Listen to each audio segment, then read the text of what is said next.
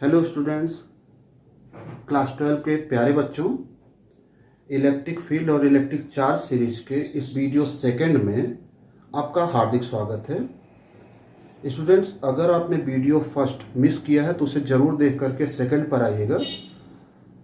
First video में हम लोगों ने कुछ फंडामेंटल रूल पढ़े थे चार्ज के संबंध में और उसके कुछ बेसिक प्रॉपर्टीज़ पढ़े थे।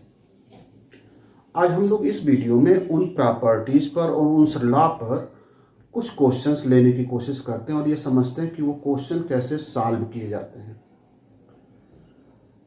चलो एक क्वेश्चन समझते हैं और उससे पहले ज़रा फंडामेंटल लॉ को रिकॉल करते हैं, याद करते हैं कि क्या था वो फंडामेंटल लॉ। स्टूडेंट्स, बहुत आसान था, सबको याद होगा, बस भूले रहते हो। दो आवेश एक दूसरे को अट्रैक्ट और रिपल करते हैं।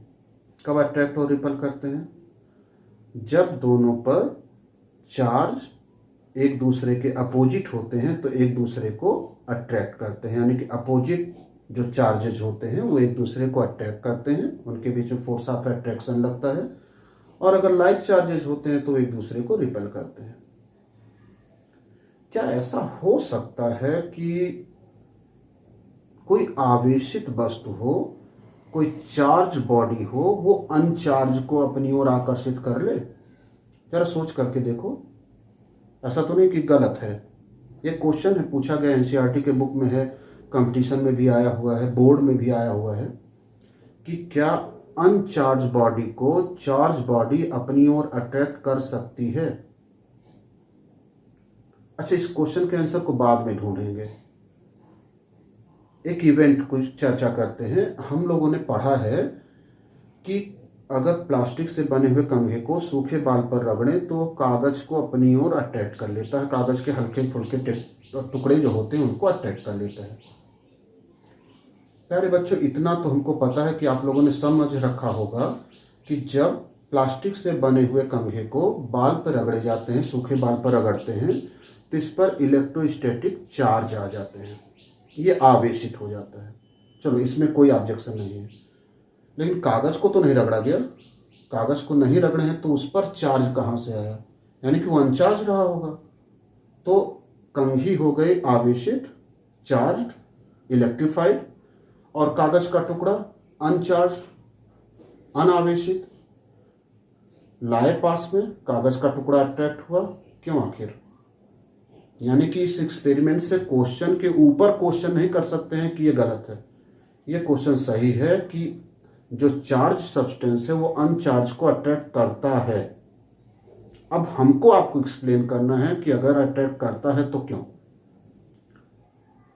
डियर स्टूडेंट्स, फर्स्ट वीडियो में हम लोगों ने एक प्रॉपर्टी चार्ज की पढ़ रखी है, इंडक्शन, प्रेरण। प्रेरण प्रॉपर्टी में क्या होता है? जब कोई चार्ज सब्सटेंस जो ऑलरेडी चार्ज्ड हो, आवेशित हो, पॉजिटिव नेगेटिव नो मैटर कुछ भी हो, इसके नज़दीक कोई अनचार्ज बॉडी लाते हैं तो यहाँ पर इंडक्शन होता है। इंडक्शन में होता क्या है? ये जो अनचार्ज था, चार्ज वाला पार्टिकल या चार्ज वाला जो सब्सटेंस है वह इसके अंदर इंड्यूस करता है, प्रेरित करता है आवेश, अब इक्वल एंड अपोजिट। यानी कि इसके ऊपर नज़दीक वाला जो पार्ट होगा, नियरेस्ट जो सिरा होगा, वो इक्वल एंड अपोजिट चार्ज से खुद ही चार्ज हो जाएगा। इसी को इंडक्शन प्रॉपर्टी कहते हैं, इंडक्शन फिनोमिनन कहते हैं। अच्छा, दूसरा वाला सिरा पॉजिटिव हो जाएगा,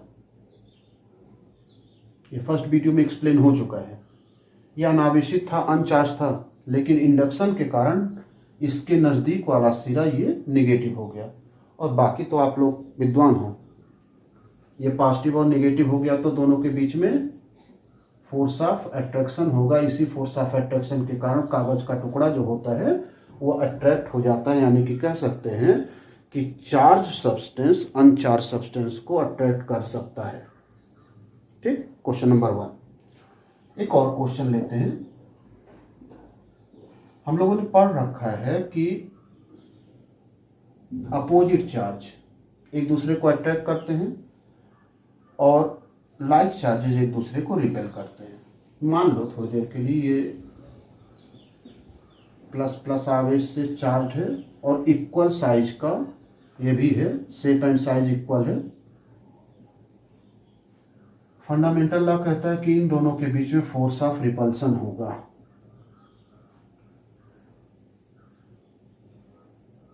लेकिन क्या इनके बीच में फोर्स ऑफ अट्रैक्शन भी हो सकता है?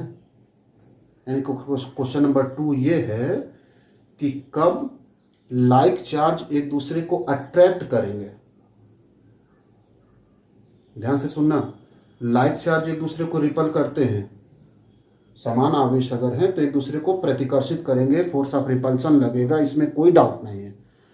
लेकिन क्या ये कभी अट्रैक्ट भी कर सकते हैं, इसको एक्सप्लेन करना है। स्टूडेंट कर सकते हैं। तो फिर से वही क्वेश्चन, क्या फंडामेंटल लॉ गलत है? नहीं स्टूडेंट, लॉ कोई गलत नहीं है, हर लॉ का एक लिमिट होता है। अगर हम उस लिमिट के अंदर हैं तो मेरा ऑब्जर्वेशन सही है। हम उस लिमिट को तोड़ेंगे तो वो जो रूल है वो भी खत्म हो जाएगा, रूल समाप्त हो जाएगा। अब जरा समझने की कोशिश करते हैं। अगर मान लो यही सिचुएशन रहे, लेकिन एक चार्ज हम छोटा कर दें और दूसरे को बड़ा कर दें, लेकिन लाइक चार्जेज ही हो। पहले में शेप साइज इक्वल था, छोटा बड़ा हो जाए तो क्या हो? तो जो छोटा बड़ा हो जाएगा, तो जरा इंडक्शन को समझने की कोशिश करो क्या होगा। इसके अंदर चार्ज ज़्यादा है, पॉजिटिव चार्ज, तो ये क्या करेंगे, जितने इसके अंदर पॉजिटिव चार्ज हैं उनको रिपल करेंगे। तो रिपल्सन के कारण ये जो पॉजिटिव चार्ज है वो बेचारे एक किनारे पर आकर के चुपचाप बैठ जाएंगे। अच्छा, इसमें क्या निगेटिव नहीं होंगे, इलेक्ट्रॉन नहीं होंगे? इलेक्ट्रॉन तो सबके अंदर होंगे।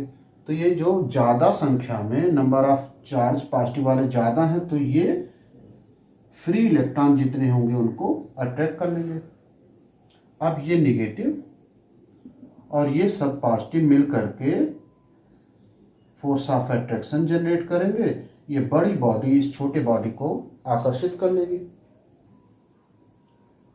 तो पॉजिटिव पॉजिटिव या निगेटिव निगेटिव रिपेल करते हैं। ये कहाँ तक सही है? जब दोनों के शेप और साइज समान होता। अगर उसमें से बड़ा है एक छोटा है, तो समान आवेश होने के बावजूद भी रिपल्सन नहीं होगा, फोर्स ऑफ अट्रैक्शन होगा। स्टूडेंट्स, एक और क्वेश्चन डिस्कस करते हैं। उससे पहले लॉ ऑफ क्वांटाइजेशन क्लियर कर ले, जो कि वीडियो फर्स्ट में एक्सप्लेन किया जा चुका है। शॉर्ट में ये कि किसी सब्सटेंस पर टोटल जो चार्ज होता है वो इलेक्ट्रॉन के चार्ज का इंटीग्रल मल्टीपल होता है, Q = Ne।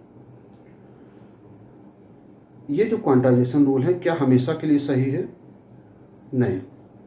अगर नंबर ऑफ इलेक्ट्रॉन बहुत ज़्यादा हैं तो ये रूल गलत हो जाता है। एक प्रयोग कर लेना मेरे कहने पर। आप सभी लोगों ने कभी चींटियों को चलते हुए देखा होगा। आप उनका ज़रा वीडियो बनाना। अगर 1-2 चींटियां हैं तो आप उसे बनाओगे तो चींटी अलग अलग दिखाई देंगी। लेकिन अगर बहुत सारी चींटियां कभी कभी लाइन बना करके जाती हैं और उनका वीडियो बनाओगे तो आप देखोगे कि वो एक लाइन हमको दिखाई देगा, कंटिन्यूअस हो जाएगा। तो जब नंबर ऑफ पार्टिकल ज़्यादा संख्या में हो जाते हैं ना, तो वो हमको कंटिन्यूअस दिखाई देने लगते हैं। तो जब नंबर ऑफ इलेक्ट्रॉन ज़्यादा हो जाते हैं तो क्वांटाइजेशन रूल फेल हो जाता है। यानी कि अगर माइक्रो स्तर पर है, सूक्ष्म मात्रा में है, तो क्वांटाइजेशन रूल सही होता है। लेकिन अगर माइक्रो स्तर पर है, बड़े संख्या में हम लोग डिस्कशन कर रहे हैं चार्ज का, इलेक्ट्रॉन का, तो वहाँ पर क्वांटाइजेशन रूल फेल हो जाता है। तो क्वेश्चन नंबर 4 या 3 जो भी होगा वो हम लोगों ने पढ़ लिया कि क्वांटाइजेशन रूल जो होता है वो हमेशा के लिए नहीं सही है। नंबर ऑफ इलेक्ट्रॉन यदि कम होंगे तो क्वांटाइजेशन रूल सही होगा, नंबर ऑफ इलेक्ट्रॉन ज़्यादा होंगे तो वहाँ पर क्वांटाइजेशन रूल सही नहीं होगा।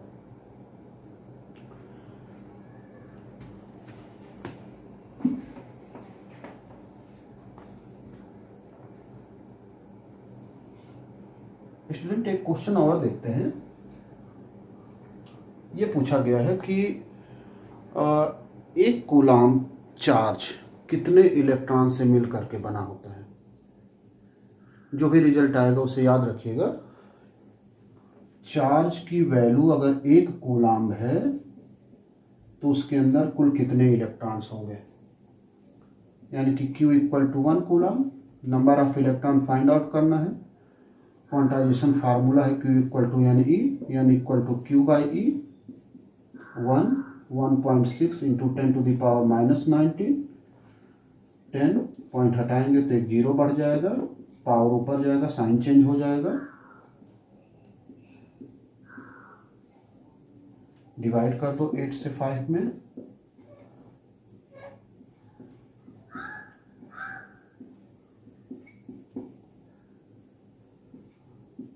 यानी कि 0.625 into 10 to the power 19 electrons. इसको जरा स्टैंडर्ड फॉर्म में लिख दो। 10 टू द पावर 18 इलेक्ट्रॉन्स मिल करके 1 कूलाम बनाते हैं। इसे याद रखना।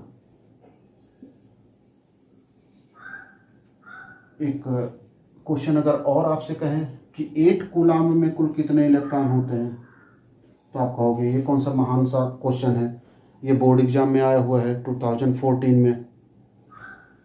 तो अगर 1 कूलाम का आपको पता है, जैसे आपसे कहे कि याद रखना, तो आप 8 से मल्टीप्लाई कर दो। या नहीं याद है तो आप इसी Q equal to N e से कैलकुलेट करके देख सकते हो। तो अब की बार Q की वैल्यू है 8 कूलाम। एन फाइंड आउट करना है। Q equal to N E, once again N equal to Q by E. 8 1.6 into 10 to the power -19। Point हटाए,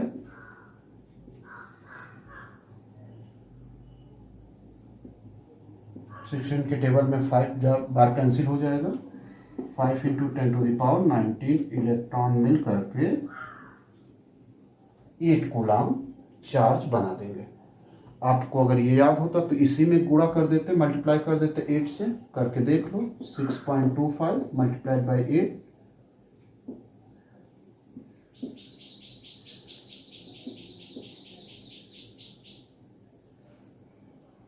तो हो जाता 50 और 10 टू द पावर 18.1 आगे लाते तो 10 टू द पावर 19। तो चाहे इधर से कैलकुलेट कर लो या डायरेक्टली फार्मूले से कैलकुलेट कर लो, आपकी इच्छा।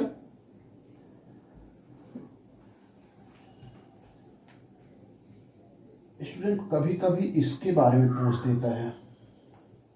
यह अल्फा पार्टिकल।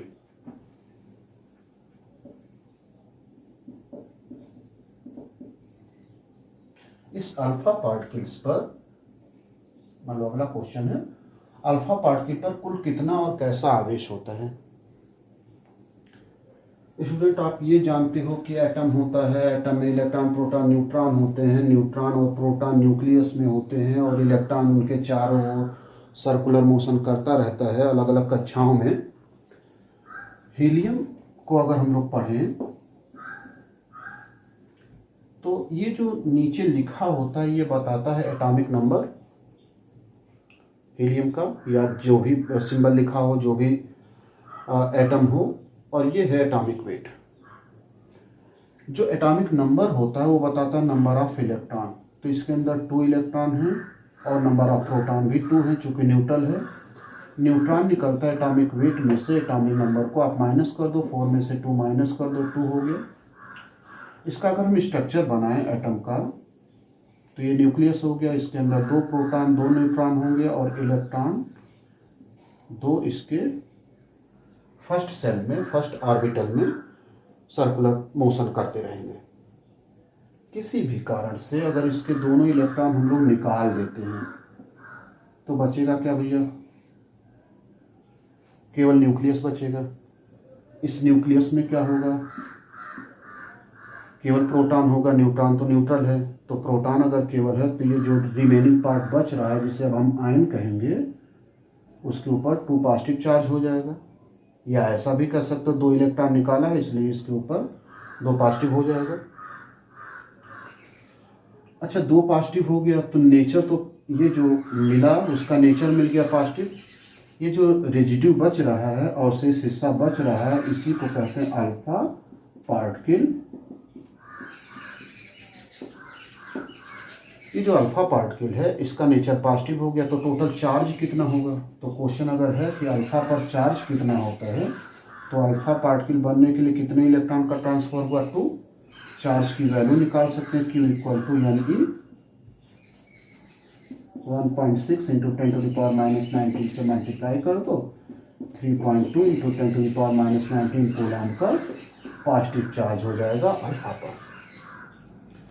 इसी तरह से एक क्वेश्चन और लो।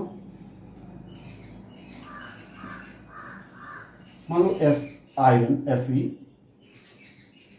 Fe26 इसका एटॉमिक नंबर है, इसके न्यूक्लियस पर चार्ज पूछ लिया। What is charge at the nucleus of Fe। Iron के Fe के न्यूक्लियस पर कुल कितना चार्ज होगा। अगर ये हम आपको समझा ले जाएं तो तुरंत आप लोग लगा लेना कि नाइट्रोजन इसके न्यूक्लियस पर कुल कितना चार्ज होगा। तो इसके न्यूक्लियस में होगा क्या, न्यूक्लियस में प्रोटॉन होते हैं, number of proton atomic number के द्वारा रिप्रेजेंट होता है। तो प्रोटॉन न्यूक्लियस के अंदर हो जाएंगे 26। तो टोटल चार्ज ऑन न्यूक्लियस कितना होगा, Q equal to Ne। Charge का नंबर है 26, 1.6 इंटू 10⁻⁻19 कूलम।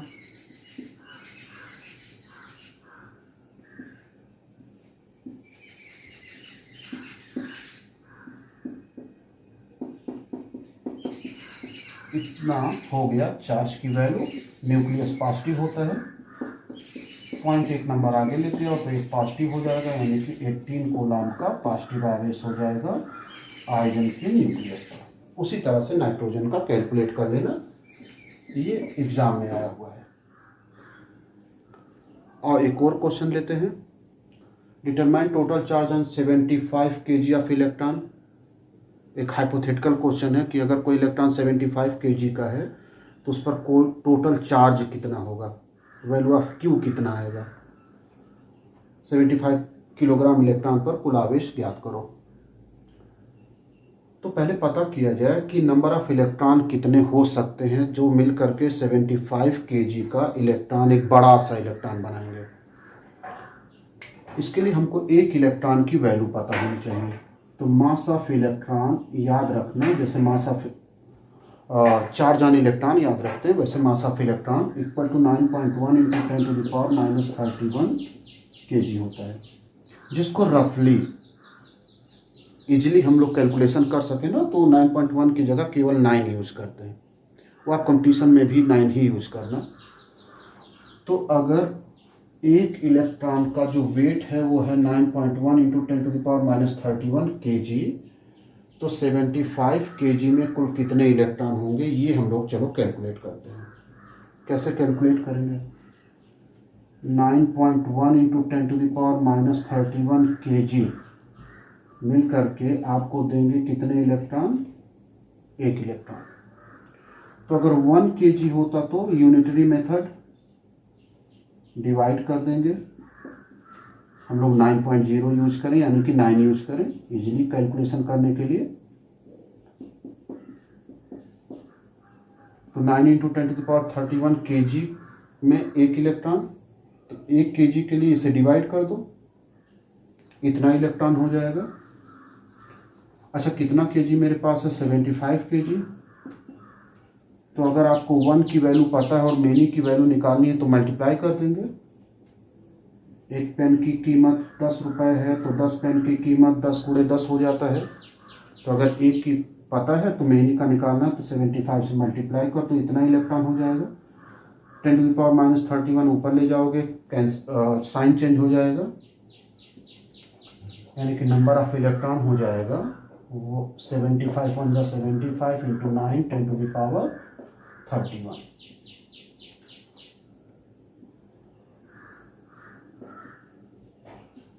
25/3 इंटू 10⁻31 इलेक्ट्रॉन होंगे। इतने इलेक्ट्रॉन मिल करके 75 kg का एक बड़ा सा इलेक्ट्रॉन बनाएंगे। इसलिए अब चार्ज, इसमें तो चैंपियन हो चार्ज निकालने में, Q equal to N e 1.6 into 10⁻⁻19 coulomb.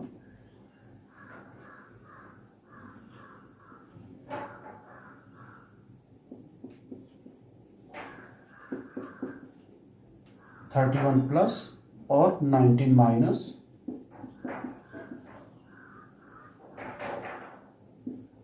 10⁻+12।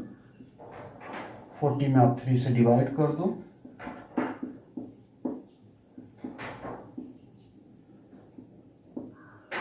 13.33 हो जाएगा। 1.33 इंटू 10⁻, एक पॉइंट आगे लाए हो तो एक पॉजिटिव हो जाएगा, 10⁻13 कूलम। यानी कि 75 kg का अगर इलेक्ट्रॉन है तो उसके ऊपर जो चार्ज होगा वो हो जाएगा 1.33 इंटू 10⁻13 कूलम। अच्छा, इलेक्ट्रॉन तो नेगेटिव चार्ज हो जाएगा, नेचर पूछता तो नेगेटिव। अगर उगे ना हो तो और भी क्वेश्चन सोल्व देखे जाएं।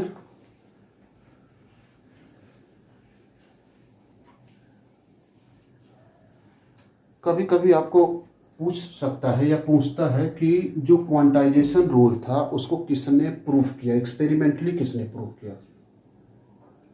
तो न्यूमेरिकल में थोड़ा सा बोर हो गए तो थोड़ा थर्ड क्वेश्चन लेते हैं, फिर न्यूमेरिकल लिया जाएगा। तो अगर किसी ने पूछ दिया कि क्वांटाइजेशन क्या किसी ने प्रूफ भी किया था कि बस ऐसे कह दिया गया, तो जो क्वांटाइजेशन है उसको प्रूफ भी किया गया था। मिल्टन पहले ऐसे साइंटिस्ट थे जिन्होंने क्वांटाइजेशन रूल को प्रूफ भी किया था। एक और क्वेश्चन देखा जाए। मान लो दो एकदम आइडेंटिकल गोले हैं, एक जैसे हैं, वॉल्यूम, मास, नेचर सब कुछ एक जैसा है। इसको +Q चार्ज दिया गया, इसको -Q चार्ज दिया गया। क्या दोनों के मास एक जैसे होंगे? इस वाले को +Q आवेश दिया गया है, A वाले को, और B वाले को -Q। क्या दोनों का मास समान होगा या दोनों के मास में अंतर होगा? तो इस सीरीज के फर्स्ट वीडियो में ये हम आपको समझा चुके हैं कि जब ट्रांजिशन होता है, जब ट्रांसफ़र ऑफ इलेक्ट्रॉन होता है तो मास का भी ट्रांसफ़र होता है। इलेक्ट्रॉन अपने साथ, कोई भी चार्ज अपने साथ मास को भी कैरी करता है। तो ये पॉजिटिव कब बना होगा? जैसी बात है, इससे इलेक्ट्रॉन निकले होंगे तब पॉजिटिव बना होगा। इलेक्ट्रॉन निकले होंगे, पॉजिटिव बना होगा, तो इलेक्ट्रॉन अपने साथ मास भी ले जाएंगे। यानी कि जो पॉजिटिव चार्ज हुआ होगा उसके अंदर से इलेक्ट्रॉन निकले होंगे तो उसका मास क्या होगा? कम हो जाएगा। यानी कि ए का जो मास होगा, मास ऑफ ए, वो कम होगा। ये नेगेटिव कैसे बना होगा? इलेक्ट्रॉन आए होंगे, इलेक्ट्रॉन कहीं आते हैं तो वहाँ पर नेगेटिव चार्ज होता है। इलेक्ट्रॉन आएंगे तो अपने साथ मास भी लाएंगे तो वो पॉजिटिव हो, मास की वैल्यू ज़्यादा हो जाएगी। यानी कि बी का जो मास होगा वो अधिक होगा और ए का मास कम हो जाएगा। तो अगर हम चार्ज कर रहे हैं तो पॉजिटिव चार्ज जिस पर होगा उसका मास कम, नेगेटिव चार्ज जिस पर होगा उसका मास अधिक होगा, ज़्यादा होगा। चलो एक और क्वेश्चन देखते हैं। If a body gives 10⁹ electron every second, her second में वो अपने अंदर से 10⁹ इलेक्ट्रॉन इमिट कर रही है, निकाल रही है। एक सेकंड में 10⁹ इलेक्ट्रॉन। तो how much time is required to get a total charge of 1 coulomb from it? उससे 1 कूलम आवेश लेने में कुल कितना समय लगेगा? ये NCERT का क्वेश्चन है। यदि किसी वस्तु से 10⁹ इलेक्ट्रॉन प्रति सेकंड उत्सर्जित हो रहे हों, इतने इलेक्ट्रॉन एक सेकंड में, तो 1 कूलम आवेश प्राप्त करने में कुल कितना समय लगेगा? तो जैसा पहले बताया कि अगर आपको ये पता हो कि 1 कूलम आवेश में कुल कितने इलेक्ट्रॉन होंगे तो टाइम बचेगा। टाइम बचाने के लिए वो याद रखना ज़रूरी है। नहीं याद रख पा रहे हैं तो उसके लिए कैलकुलेशन करेंगे और क्या होगा। तो पहले कह रहा है 10⁹ इलेक्ट्रॉन 1 सेकेंड में इमिट होते हैं। तो पहले पता करो कि 1 कूलाम में कुल कितने इलेक्ट्रॉन होंगे। आपको डायरेक्ट याद हो, आप डायरेक्ट लिखना। तो Q इक्वल टू अगर 1 कूलाम है तो कितने इलेक्ट्रॉन होंगे, ये कैसे निकलेगा। Q इक्वल टू यानी इससे यानी equal to Q by e 1.6 10 to the power minus 19 10 by 16 10 to the power plus 19 हो जाएगा।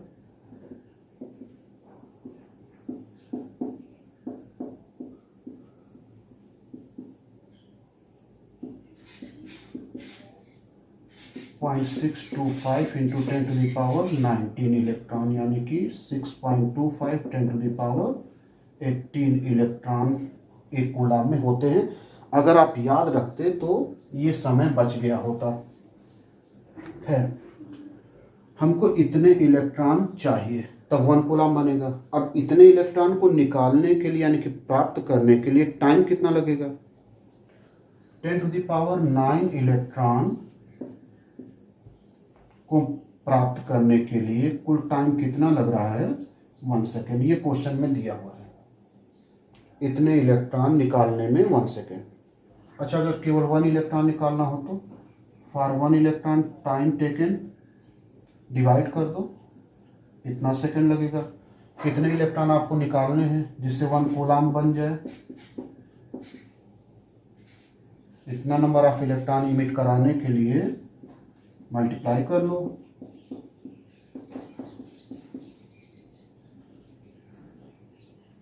अब ये सेकेंड हो गया। 6.25 into 10 to the power plus 9 नीचे से ऊपर ले जाओगे तो -9 हो जाएगा। 18 में से -9 आप माइनस कर लोगे तो टोटल हो जाएगा 10 टू द पावर 9 सेकेंड। अब इसे चलो कन्वर्ट करते हैं। सेकंड से मिनट बदलते हैं, मिनट से आवर में बदलते हैं, आवर से डे में बदलते हैं, डे से ईयर्स में बदलते हैं। तो चलो बदला जाए। 6.25 into 10 to the power 9 second में अगर हम 60 से डिवाइड कर देते हैं तो ये बदल जाएगा मिनट में। एक बार 60 से और डिवाइड कर दे तो बदल जाएगा आवर में। अगर हम 24 से डिवाइड कर दें तो बदल जाएगा डेज में। 364 तो ये सब हो गया ईयर में। यानी कि अगर हम ईयर में कन्वर्ट करें तो रफली इसकी वैल्यू जो आती है वो आती है 198 पॉइंट समथिंग आती है, करीब करीब 200 के आसपास आती है। एग्जैक्ट वैल्यू होती है 198.18 ईयर्स, यानी कि लगभग 200 साल आपको इंतजार करना पड़ेगा तब आपको 1 कूलाम्ब का चार्ज मिलेगा। ये हो गया फिजिक्स का एक जोक, एक चुटकुला जोक हो गया। अच्छा, बहुत पीछे आने वाले वीडियोस में, आने वाले चैप्टर के डिस्कशन में हम लोग 1 कूलाम्ब बार बार यूज करेंगे। तो आज ही क्लियर कर लो, क्या 1 कूलाम्ब चार्ज को पाना पॉसिबल है। मतलब थियोरेटिकली तो लग रहा है कि 200 साल आज से हम लोग इंतजार करें और 10 टू द पावर 9 इलेक्ट्रॉन कोई कम इलेक्ट्रॉन नहीं होता है। 10 to the power 9 electron means बहुत सारा इलेक्ट्रॉन। देख लो 1 2 3 4 5 6 7 8 9 इतना इलेक्ट्रॉन बैठ करके 1 टेंस करो तो बहुत सारे इलेक्ट्रॉन अगर एक ही सेकंड में निकले तब जा कर के आपको करीब करीब 200 ईयर्स का वेट करना पड़ेगा 1 कूलाम्ब चार्ज को प्राप्त करने के लिए। ओके, एक और क्वेश्चन देखो।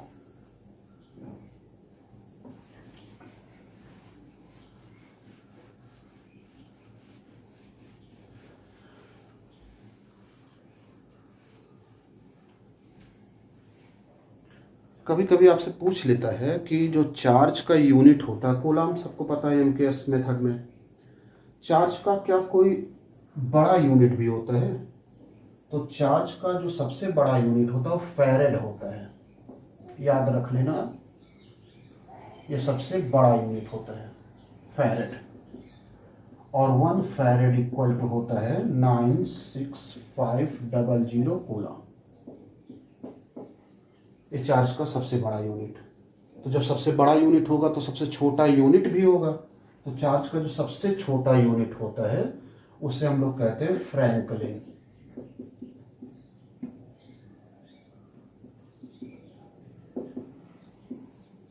वीडियो फर्स्ट में इनका नाम आ चुका है, वही बेंजामिन फ्रैंकलिन, अमेरिकन साइंटिस्ट, जिन्होंने रीत डिसाइड किया था कि इलेक्ट्रोस्टैटिक कैसे पढ़ा जाएगा। तो उन्हीं के नाम पर सबसे छोटा यूनिट बनाया गया फ्रैंकलिन। इसको इलेक्ट्रोस्टैटिक यूनिट भी कहते हैं। ये सबसे छोटा यूनिट होता है चार्ज का। और एक कूलम्ब चार्ज में 3 × 10⁹ फ्रैंकलिन या ESU चार्ज होता है। इनका मैथमेटिकल में कोई न्यूमेरिकल में कोई यूज नहीं है, लेकिन पूछ लिया जाता है कभी कभी कि चार्ज का कूलम्ब तो होता है, ट्रेडिशनल यूनिट होता है, लेकिन क्या कोई चार्ज का और भी यूनिट होते हैं बड़े और छोटे? ये CGS सिस्टम में होता है। MKS और CGS पढ़े होंगे तो CGS में पूछ लेगा तो फ्रैंकलिन या इलेक्ट्रोस्टैटिक यूनिट ESU। फैरेड भी एक यूनिट होता है, ये सबसे बड़ा यूनिट होता है, ये सबसे छोटा होता है, और जो ट्रेडिशन में हम लोग यूज करते हैं वो कूलम्ब होता है। स्टूडेंट, लगभग एंड में हम लोग पहुंच रहे हैं। ऊबर ना हो आप लोगों को, बोर ना होइएगा, इंटरेस्ट बनाए रखिएगा। एक बड़ा मज़ेदार सा क्वेश्चन, एक कप पानी अगर है तो उसमें कुल कितने पॉजिटिव और नेगेटिव चार्ज होंगे? स्टूडेंट, ये कैलकुलेट करने के लिए केमिस्ट्री से हम लोग कॉन्सेप्ट बारो करते हैं, उधार लाते हैं, बाद में कुछ फिजिक्स से दे देंगे, बैलेंस हो जाएगा। वो है मोल कॉन्सेप्ट। मोल जो होता है, नंबर ऑफ मोल, वो कैलकुलेट किया जाता है weight of substance in gram unit and molecular weight, अणुभार, भार बाई अणुभार, इसी के रेशियो को कहते हैं मोल। एक एग्जांपल लेते हैं, ज़्यादा क्लियर हो जाएगा। इसको हिंदी में लिखना चाहें तो लिख सकते हैं, मोल इक्वल टू भार, यूनिट होना चाहिए ग्राम में, और अणुभार। मान लो एक एग्जांपल लेते हैं कि 44 ग्राम ऑफ कार्बन डाइऑक्साइड, इसमें कुल कितने मोल होंगे? तो वेट तो पता है 44 ग्राम, जरा मॉलिक्यूलर वेट कैलकुलेट कर लिया जाए। तो कार्बन डाइऑक्साइड का मॉलिक्यूलर वेट होगा, कार्बन का वेट होता है एटॉमिक वेट 12, ऑक्सीजन का 16, लेकिन ऑक्सीजन के 2 यहाँ पर एटम है। कैलकुलेट करेंगे तो हो जाएगा 44, होगा कि नहीं? ऐसे तो नहीं करे हो कि इन दोनों को जोड़ करके फिर 2 से मल्टीप्लाई करे हो, मत करिएगा। पहले मल्टीप्लिकेशन, फिर उसके बाद एडिशन और सब्ट्रैक्शन करेंगे। 44, खैर इतना तो आप 12 में आ जाते हो तो पता ही होगा। वेट कितना था भाई? 44। एटॉमिक वेट कितना निकला? मॉलिक्यूलर वेट कितना निकला? वो भी 44 इज इक्वल टू 1, यानी कि 44 gram of carbon dioxide is equal to 1 mole. अच्छा, 1 मोल अगर चीज़ें हैं ना, तो 1 मोल में नंबर ऑफ सब्सटेंस जो होते हैं वो भी फिक्स होता है, 6.02 इंटू 10⁻23। अगर आप 1 मोल कार्बन डाइऑक्साइड ले रहे हो तो उसमें कार्बन डाइऑक्साइड के जो अणु होंगे, जो मॉलिक्यूल होंगे, वो होगा 6.02 इंटू 10⁻23। यह है अवोगाद्रो नंबर। अब अगर ये चीज़ें आप जान गए हो तो चलो कैलकुलेट करते हैं। इस क्वेश्चन में थोड़ी सी गलती ये है कि इसमें वेट नहीं दिया है। तो मान लेते हैं कि जो हम पानी रखेंगे एक कप में, let weight of water is equal to 250 gram. आप जितना मन करे उतना मान लो, या क्वेश्चन में दिया होगा तो उतनी वैल्यू रख लेंगे, ठीक। वेट जो क्वेश्चन में नहीं दिया हुआ था वो हम लोगों ने मान लिया। जरा H2O का एटॉम मॉलिक्यूलर वेट कैलकुलेट कर लो। हाइड्रोजन का होता है 1 × 2, ऑक्सीजन का 16, 2 + 16 = 18। Total number of mole is equal to weight in gram 250, molecular weight 18। ये हो गया total number of mole. 1 mole में कुल कितने सब्सटेंस के पार्टिकल्स होते हैं? 6.02 × 10⁻23। तो 250/18 मोल अगर है तो उसमें वाटर के कुल कितने मॉलिक्यूल होंगे?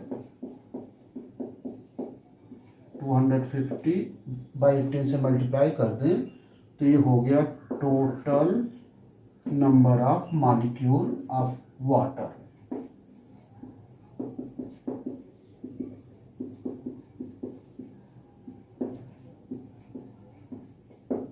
Water in a cup is equal to 6.02 × 10⁻23 × 250/18।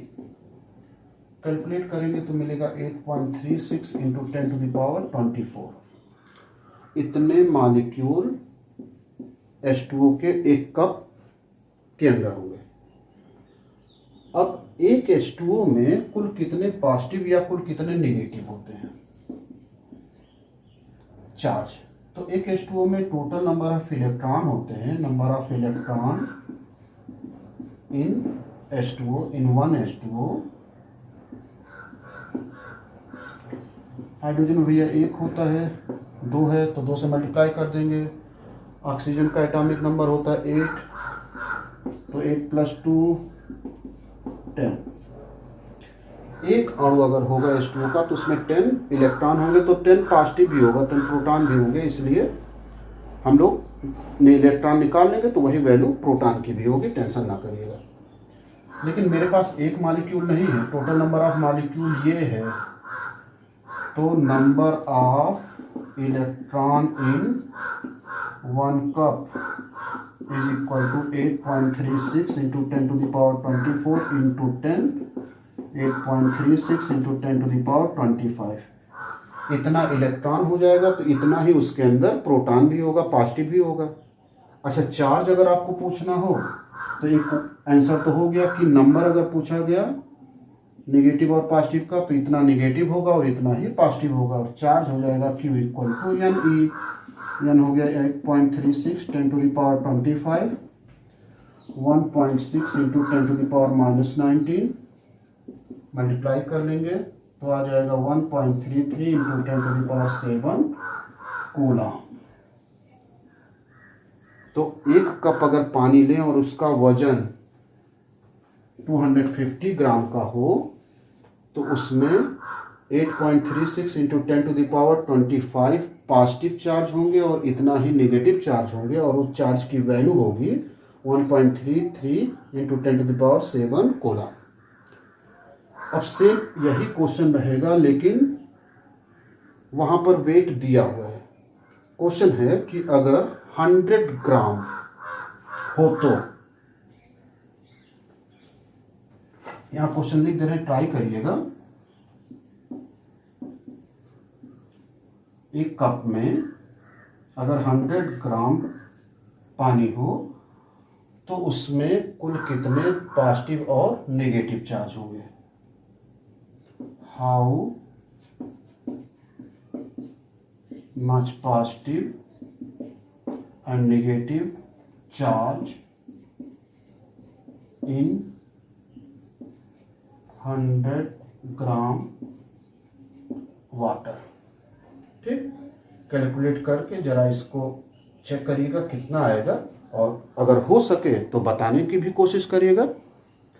Student bore तो बहुत किए, लेकिन अगर थोड़ा सा भी ज्ञान दे दिए होंगे तो इस वीडियो का बनाने का जो उद्देश्य है वो मेरे लिए सफल हो गया होगा। Thank you for watching.